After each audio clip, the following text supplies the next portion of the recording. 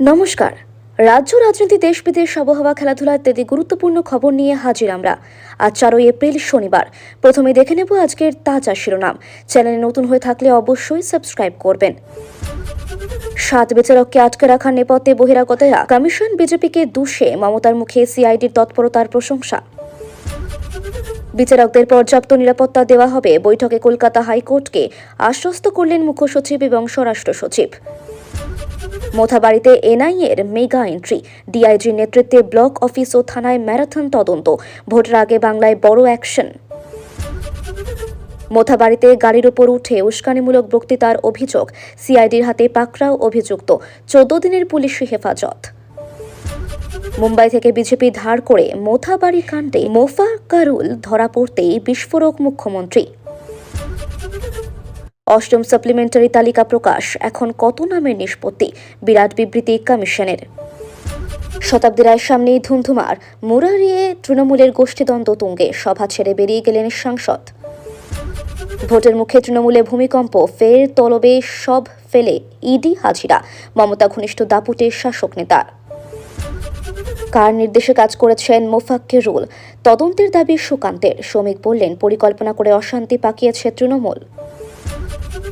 Online অফলাইনে একসঙ্গে শুরু ট্রাইব্যুনালের কাজ, নাম বাদ গেলে কিভাবে আবেদন, জানালো কমিশন।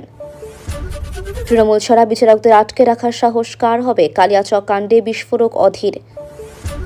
হুমায়ুনকে সঙ্গী করে ভোট যুদ্ধে এআইএমআইএম, বঙ্গে 12 জন সেপাই নামিয়ে দিলেন আসাদুদ্দিন ওয়াইসি। সিউড়িতে 100 কোটির আবাসন কেলেঙ্কারির অভিযোগ, ভোটের আগে বিজেপির তুফানি অভিযোগে বঙ্গ রাজনীতিতে মহাপ্রলয়। উন্নয়নের রিপোর্ট কার্ড বনাম বিজেপির গুন্ডামি, তালডাংরায় বিজেপিকে সরাসরি চ্যালেঞ্জ অভিষেকের। মিমের সঙ্গে যোগ নেই, জারি থাকবে আন্দোলন, আদালত থেকেই হুঙ্কার। আর কি বললেন মোফাক্কেরুল? শুভেন্দু জেলার 3 বিডিও বদল করতে হবে, কমিশনের বিরুদ্ধেই বিধি ভঙ্গের অভিযোগ তুলে সিইওকে চিঠি তৃণমূলের। তৃণমূলের হয়ে প্রচারের অভিযোগ, কমিশনের কোপে খণ্ডঘোষের জয়েন্ট বিডিও, সাসপেন্ড করে বিভাগীয় তদন্ত। পুরসভায় নিয়োগ দুর্নীতি তদন্তে ইডি তলব করল মন্ত্রী সুজিত বসু এবং রথীন ঘোষকে, ভোটের আগে সক্রিয়তা নিয়ে প্রশ্ন। তৃণমূলের নেতাদের জন্য কেন এত পুলিশ, কিসের প্রয়োজন, প্রশ্ন তুলে রাজ্যের ডিজিকে পদক্ষেপ করতে বলল কমিশন। চূড়ান্ত ভোটার তালিকায় বাদ, আতঙ্কে হৃদরোগে আক্রান্ত হয়ে মৃত্যু নদিয়ার বৃদ্ধার, শোরগোল। দক্ষিণবঙ্গের জেলাগুলিতে তাপমাত্রা বাড়বে, থাকবে ভ্যাপসা গরমও, তবে রবিবার থেকে বদলাবে আবহাওয়া, হবে ঝড় বৃষ্টিও। গেরুয়া ঝান্ডা টাঙাতে গিয়ে ঘাসফুলের ঝান্ডা ছেঁড়া নিয়ে বিজেপি বনাম বিজেপি, প্রতিবাদীর মাথায় বোতল ভাঙলের সতীর্থ। কোথায় কোথায় কোন কেন্দ্রীয় এজেন্সি টাকা নিয়ে কার ঘরে ঢুকছে, সব তথ্য রেখে দিয়েছে যত্ন করে, হুঁশিয়ারি মমতার। জল চেয়ে বাড়িতে ঢুকে সরকারি কর্মীকে ধর্ষণ তেলেঙ্গানায়, যৌনাঙ্গে ঢোকানো হলো লোহার রড, অচৈতন্য অবস্থায় উদ্ধার। আমাকে কেন নীরব করার চেষ্টা হচ্ছে, পদ হারিয়ে কেজরিওয়ালের উদ্দেশ্যে প্রশ্ন আপ সাংসদ রাঘব চাড্ডার। ইরানের হিট লিস্টে উপসাগরীয় দেশগুলির 8 সেতু, B1 সেতুতে হামলার বদলা নিতে তালিকা প্রকাশ, ট্রাম্পকে চ্যালেঞ্জ। এনআরসি হাসপাতালে সিসিউতে ভেঙে পড়ল ছাদের চাঙড়, বিরাট ফাটল, বন্ধ রোগী ভর্তি। ভূমিকম্পে কেঁপে উঠল দিল্লি, নয়ডার একাংশ, কম্পন উত্তর ভারত জুড়ে। কালিয়াচক কাণ্ডে ধৃত মোফাক্কেরুল, ইসলাম কি তাদের দলের নেতা, মুখ খুলল ওয়াইসির দল মিম। মালদহেই এবারের ভোট প্রচারে প্রথম মিছিল মমতার, কালিয়াচক কাপ দণ্ডের পর শনিবার ইংরেজ বাজারে পদযাত্রা তৃণমূল নেত্রীর। আমেরিকার টুঁটি চেপে ধরেছে ইরান, মার্কিন ফাইটার জেটগুলি, ইরানে আটক 2 পাইলটকে হন্যে হয়ে খুঁজছে মার্কিন সেনা। এই ছিল আজকের দিনের গুরুত্বপূর্ণ সব শিরোনাম। এবার একে একে বিস্তারিতভাবে জেনে নেব প্রতিটি খবরের পেছনের পুরো ঘটনা। আমাদের ভিডিও ভালো লাগলে অবশ্যই সাবস্ক্রাইব করবেন এবং লাইক শেয়ার করে আগামী দিনে এগিয়ে যাওয়ার অনুপ্রেরণা দেবেন। মোথাবাড়িতে এনআইএর মেগা এন্ট্রি, ডিআইজির নেতৃত্বে ব্লক অফিস ও থানায় ম্যারাথন তদন্ত, ভোটের আগে বাংলায় বড় অ্যাকশন। মোথাবাড়ি কাণ্ডে অবশেষে কলকাতা থেকে সরাসরি সড়কপথে 40 জনের এনআইএ টিমের কর্তারা মালদা এসে পৌঁছালেন। তাদের সঙ্গে এসেছেন অতিরিক্ত 60 জন কেন্দ্রীয় আধা সামরিক বাহিনী। শুক্রবার বিকেল 4টে নাগাদ 22টি গাড়ির কনভয় নিয়ে মোথাবাড়ি এলাকায় পৌঁছায় কেন্দ্রীয় তদন্তকারী এজেন্সি এনআইএর কর্তারা। সংশ্লিষ্ট তদন্তকারী এজেন্সির ডিআইজি PH মহেশ নারায়ণের নেতৃত্বে শুরু হয় তদন্ত। এদিন প্রথমে এনআইএ কর্তারা মোথাবাড়িতে এসে কয়েকটি গ্রুপে ভাগ হয়ে যান। এরপর তারা মোথাবাড়ি থানা কালিয়াচক 2 ব্লক অফিসে নিয়ে তদন্ত শুরু করেন। পাশাপাশি কালিয়াচক 2 ব্লক অফিস থেকে যে রাস্তা ধরে বিচারকদের গাড়িতে হামলা চালানো হয়েছে সেই সব জায়গাতেও খুঁটিনাটি তদন্ত করেন এনআইএর কর্তারা। এছাড়াও মোথাবাড়ি থানা ও সংশ্লিষ্ট বিডিও অফিসে বসানো সিসিটিভি ফুটেজের তথ্য সংগ্রহের কথাও জানানো হয়েছে কেন্দ্রীয় ওই তদন্তকারী এজেন্সির পক্ষ থেকে। যদিও এদিন বিকেলে এত বিপুল সংখ্যক কেন্দ্রীয় আধা সামরিক বাহিনী ও এনআইএর কর্তাদের উপস্থিতিতে মোথাবাড়ি থানা এবং সংশ্লিষ্ট ব্লক অফিস চত্বর শুনশান হয়ে যায়। অনেকেই কেন্দ্রীয় অফিসারদের জেরার ভয়ে দোকানপাট বন্ধ করে এলাকা থেকে চলে যান। যদিও সন্ধ্যা পর্যন্ত এনআইএর কর্তারা সংশ্লিষ্ট ব্লক অফিসে থাকলেও সংবাদ মাধ্যমের সামনে কোনো কিছু জানাননি। এদিকে মোথাবাড়ি থানার অন্তর্গত কালিয়াচক 2 ব্লক অফিসে 7 জন বিচারককে আটকে রেখে হেনস্থা, সুজাপুরের জাতীয় সড়ক অবরোধ করে বিশৃঙ্খলা ছড়ানো এবং ইংরেজবাজারে পুলিশের ওপর হামলা, গাড়ি ভাঙচুরের ঘটনায় মোট 35 জনকে গ্রেপ্তার করেছে পুলিশ। ইতিমধ্যে মোথাবাড়ি কাণ্ডে গ্রেপ্তার হয়েছে এক আইএসএফ প্রার্থী সহ 24 জন। পাশাপাশি সুজাপুর ও মোথাবাড়িতে জাতীয় ও রাজ্য সড়ক অবরোধ এবং বিশৃঙ্খলা ছড়ানোর অভিযোগে শিলিগুড়ির বাগডোগরা থেকে এক মিম নেতা মুফাক্কারুল ইসলাম ও তার এক সাগরেদ একরামুল বাগানিকে গ্রেপ্তার করেছে রাজ্য পুলিশের সিআইডি। বাকি 9 জন গ্রেপ্তার হয়েছে ইংরেজবাজারের পুলিশের ওপর হামলা চালানোর ঘটনা। এদিন শুক্রবার দুপুর 12টা নাগাদ মোথাবাড়ি থানায় সাংবাদিক বৈঠক করেন রাজ্য পুলিশের এডিজি কে জয়রাম। তিনি বলেন, শিলিগুড়ির বাগডোগরা থেকে বিমানে করে বেঙ্গালুরু পালানোর চেষ্টা করেছিল ওই দুজন। গোপন সূত্রে খবর পেয়ে সিআইডি ওই দুজনকে গ্রেপ্তার করে। মোথাবাড়ি এবং সুজাপুর এলাকার অবরোধ ও গোলমালের মূল কাণ্ডারি তথা মিম নেতা মুফাক্কারুল ইসলাম, তার সঙ্গে ছিল আরও এক সাগরেদ একরামুল বাগানি। এছাড়াও বৃহস্পতিবার মোথাবাড়ি কাণ্ডে এক আইএসএফ প্রার্থী সহ 18 জনকে গ্রেপ্তার করা হয়েছিল। বাকি 6 জনকে শুক্রবার গ্রেপ্তার করা হয়েছে। সকলকে গ্রেপ্তারের পর আদালতে পেশ করা হয়েছে। এই মুফাক্কারুলের এবং তার এক সহকর্মী একরামুল দুজনের উত্তর দিনাজপুর জেলায় বাড়ি হওয়া সত্ত্বেও কিভাবে এই আন্দোলনে সামিল হলো সেটা তদন্ত সাপেক্ষ। প্রাথমিকভাবে মনে করা হচ্ছে আগে থেকেই এরা মালদার সুজাপুরে এসে হাজির হয়েছিল। পরিকল্পনা করেই এই ঘটনাটি ঘটানো হয়েছে। যদিও এই ঘটনার সঙ্গে আরও কারা যুক্ত আছে সবটাই খতিয়ে দেখা হচ্ছে। বিভিন্ন ফুটেজ খতিয়ে দেখেই বাকিদেরও খোঁজ চালানো হচ্ছে। অষ্টম সাপ্লিমেন্টারি তালিকা প্রকাশ, এখন কত নামের নিষ্পত্তি? বিরাট বিবৃতি কমিশনের। আসন্ন বিধানসভা নির্বাচনের মুখে বড়সড় পদক্ষেপ করল নির্বাচন কমিশন। বৃহস্পতিবার পশ্চিমবঙ্গ থেকে ভোটার তালিকার অষ্টম সাপ্লিমেন্টারি তালিকা প্রকাশ করা হয়েছে। কমিশনের পক্ষ থেকে জানানো হয়েছে প্রায় 52 লক্ষ ঝুলে থাকা মামলা নিষ্পত্তি করা হয়েছে। এই প্রক্রিয়ায় কলকাতা হাইকোর্টের নির্দেশ মেনে আগামী 4 দিনের মধ্যেই পুরো প্রক্রিয়া সম্পন্ন হবে বলে আশাবাদী আধিকারিকরা। মুখ্য নির্বাচনী আধিকারিকের দপ্তর সূত্রে খবর, যাচাইয়ের পর তালিকায় থাকা নামের প্রায় 35 থেকে 40% ইতিমধ্যেই বাদ দেওয়া হয়েছে। বৃহস্পতিবার সন্ধ্যা পর্যন্ত 52 লক্ষ আবেদনের নিষ্পত্তি হলেও এখনও প্রায় 8 লক্ষ আবেদনকারী নথিপত্র খতিয়ে দেখার কাজ চলছে। আগামী 7 এপ্রিলের মধ্যে এই অবশিষ্ট কাজ শেষ করার লক্ষ্যমাত্রা নেওয়া হয়েছে। উল্লেখ্য, ভোটার তালিকার চূড়ান্ত খসড়া প্রকাশের পর প্রায় 60 লক্ষ নাম পর্যালোচনার মুখে পড়েছিল। সুপ্রিম কোর্টের নির্দেশিকা মেনে বিচার বিভাগীয় আধিকারিকরা এই পর্যালোচনার কাজ চালাচ্ছেন। আগামী 23 এপ্রিল রাজ্যে প্রথম দফার ভোট, আর প্রথম দফার মনোনয়নপত্র জমা দেওয়ার শেষ তারিখ 6 এপ্রিল। ফলে ভোটার তালিকা চূড়ান্ত করার আগে এই যাচাই প্রক্রিয়া সম্পন্ন করা কমিশনের কাছে এখন সবথেকে বড় চ্যালেঞ্জ। তবে কাজ করতে গিয়ে নিরাপত্তাহীনতায় ভুগছেন আধিকারিকরা। মালদার কালিয়াচকে বুধবার রাতে ভোটার যাচাইয়ের কাজে গিয়ে বিচার বিভাগীয় আধিকারিকরা ঘেরাও হওয়ার পর নিরাপত্তা নিয়ে প্রশ্ন উঠেছে।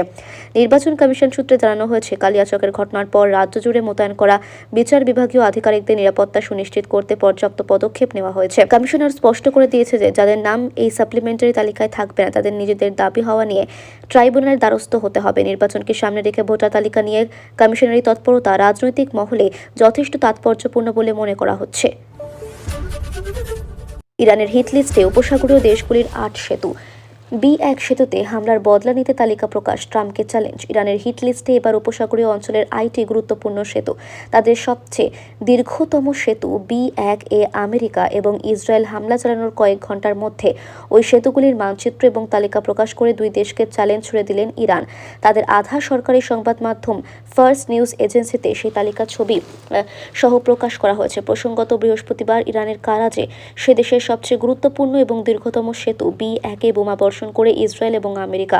সেতুতে হামলার ভিডিও প্রকাশ করে মার্কিন প্রেসিডেন্ট ডোনাল্ড ট্রাম্প হুঁশিয়ারি দেন, এখনও সময় আছে, না হলে এর থেকেও আরও ভয়ঙ্কর পরিস্থিতির মুখে পড়তে হবে। এরপর শক্তি কেন্দ্রগুলিকেও নিশানা বানানো হবে বলে হুঙ্কার দেন ট্রাম্প। কিন্তু ট্রাম্পের সেই হুঁশিয়ারি বা হুঙ্কারের কাছে তারা যে মাথা নোয়াতে রাজি নয়। B1 সেতুতে মার্কিন এবং ইসরায়েলি বাহিনীর হামলার পরই পাল্টা 8টি সেতুর তালিকা প্রকাশ করে বুঝিয়ে দিতে চাইল ইরানের Revolutionary Guard Corps. First News এর প্রতিবেদন অনুযায়ী ইরানের হিট লিস্টে রয়েছে কুয়েতের শেখ জাবের আল আহমেদ আল সাবা সমুদ্র সেতু, সংযুক্ত আরব আমিরশাহীর শেখ জায়েদ আল মাক্তা এবং শেখ খালিফা সেতু।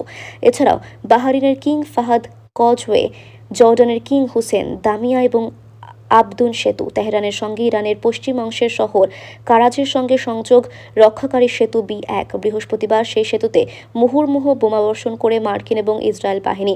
এই ইরানের গুরুত্বপূর্ণ সেতু এখনও নির্মাণ কাজ চলছে, সেতুর একাংশ গুড়িয়ে গিয়েছে। সেতুতে হামলার আগে ট্রাম্প হুঁশিয়ারি দিয়েছিলেন, ইরানে এমন হামলা চালানো হবে মনে হবে যেন প্রস্তুর যুগে ফিরে গিয়েছে। এই সেতুটি আল-বোর্জ প্রদেশের, সেখানকার গভর্নর গোদরাতোল্লা সেফ জানিয়েছেন, আমেরিকা এবং ইরানের এই হামলায় 8 জনের মৃত্যু হয়েছে, 95 জন আহত। তেহরান থেকে 36 কিলোমিটার দক্ষিণ পশ্চিমে এই সেতু গুঁড়িয়ে দেওয়ার পর ট্রাম্প বলেন, ইরানের সবচেয়ে বড় সেতু গুঁড়িয়ে দিয়েছি, আর ব্যবহার করার মতো অবস্থায় নেই, আরও অনেক বাকি আছে, এখনও সময় আছে ইরানের হাতে। সেই সময় অতিক্রান্ত হয়ে গেলে মহান দেশ বলে গর্ব করার মতো মুখ থাকবে না ইরানের। জল চেয়ে বাড়িতে ঢুকে সরকারি কর্মীকে ধর্ষণ তেলেঙ্গানায়। যৌনাঙ্গে ঢোকানো হলো লোহার রড, অচৈতন্য অবস্থায় উদ্ধার। জল খেতে চেয়েছিলেন অজ্ঞাত পরিচয় এক ব্যক্তি, আর সেই সুযোগ নিয়ে গৃহকর্ত্রীকে ধর্ষণের অভিযোগ উঠল এই ব্যক্তির বিরুদ্ধে। মহিলা তখন বাড়িতে একাই ছিলেন। অভিযুক্ত জোর করে ঘরে ঢুকে পড়েন, তারপর মহিলার গলায় ছুরি ঠেকিয়ে তার হাত পিছমুড়া করে বেঁধে ধর্ষণ করেন বলে অভিযোগ। ঘটনাটি তেলেঙ্গানার পুলিশ সূত্রে খবর। ঘটনাটি ঘটেছে বিকেল 3:30-4টের মধ্যে। প্রাথমিক তদন্তে পুলিশ জানতে পেরেছে, মহিলার কাছে এক ব্যক্তি জল খেতে চান, তিনি ওই ব্যক্তিকে জল দেন। অভিযোগ, তারপরই মহিলাকে ধাক্কা মেরে ঘরে ঢুকিয়ে ধর্ষণ করেন। মহিলা একজন সরকারি কর্মী, পালনাড়ু জেলার মাচিরলা শহরে তিনি থাকেন। মহিলার সঙ্গে তার ভাইপো থাকত। বুধবার সে মা বাবার সঙ্গে দেখা করতে গিয়েছিল, বাড়িতে একাই ছিলেন ওই সরকারি কর্মী। পুলিশ জানতে পেরেছে, মহিলা যখন অভিযুক্তকে জানান তিনি HIV আক্রান্ত, তখন তার যৌনাঙ্গে লোহার রড ঢুকিয়ে দেন, তারপর পালিয়ে যান। ভাইপো ফোন করে মহিলার কোনো উত্তর না পাওয়ায় বন্ধু এবং পড়শিদের ফোন করে বিষয়টি দেখতে বলেন।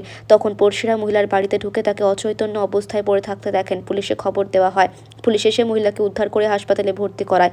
হাসপাতাল সূত্রে খবর, মহিলার অবস্থা স্থিতিশীল। এই ঘটনা প্রকাশ্যে আসতেই হুলস্থুলও পড়ে গিয়েছে। 4টি বিশেষ দল গঠন করে অভিযুক্তের খোঁজ চালাচ্ছে পুলিশ।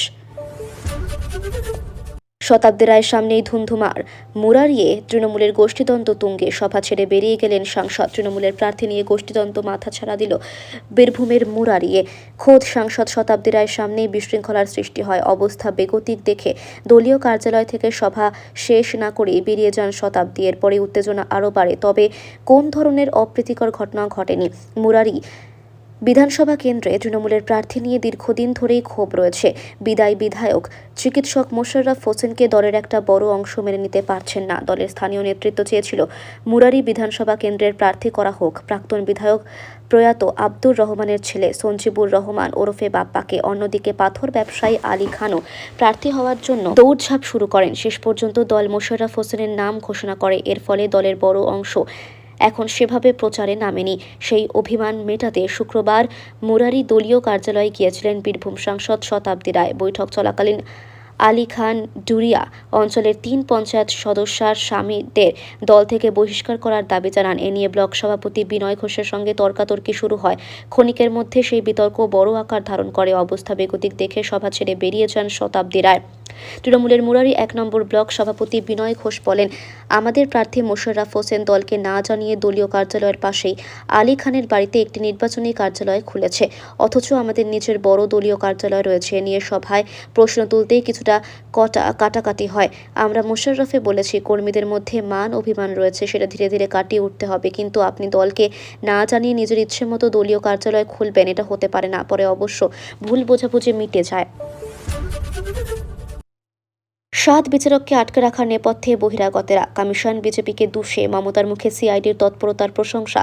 নির্বাচনী প্রচারে গিয়ে আবার বহিরাগত অস্ত্রে শান দিলেন তৃণমূলের সর্বময় নেত্রী মমতা বন্দ্যোপাধ্যায়। মালদহের মোথাবাড়িতে সাত বিচারককে আটকে রেখে বিক্ষোভের নেপথ্যে বহিরাগতদের যোগ দেখছেন তিনি। মালদহে দাঁড়িয়ে নাম না করে আসাদুদ্দিন ওয়েইসির দল মিমকে কটাক্ষ করেছেন মমতা। তার স্পষ্ট অভিযোগ, হায়দ্রাবাদ থেকে এসেছে বিজেপির কোকিল, তার সঙ্গে কিছু সাম্প্রতিক লোকজন। মালদহে তারাই এসব করছে। মালদহের ঘটনার তদন্তের কৃতিত্ব রাজ্যের গোয়েন্দা সংস্থা সিআইডিকে দিলেন তৃণমূল নেত্রী।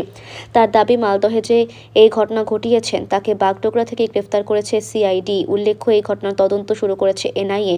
শুক্রবার মমতার 3টি জনসভা ছিল। দক্ষিণ দিনাজপুরের হরিরামপুর থেকে উত্তর দিনাজপুরের রায়গঞ্জ হয়ে মালদহে শেষ সভা করেন তিনি। প্রত্যেক সভাতেই মালদহের ঘটনার প্রসঙ্গ এসেছে তার বক্তৃতায়। মমতার অভিযোগ, বিজেপি ধার করে মিমকে নিয়ে এসেছে।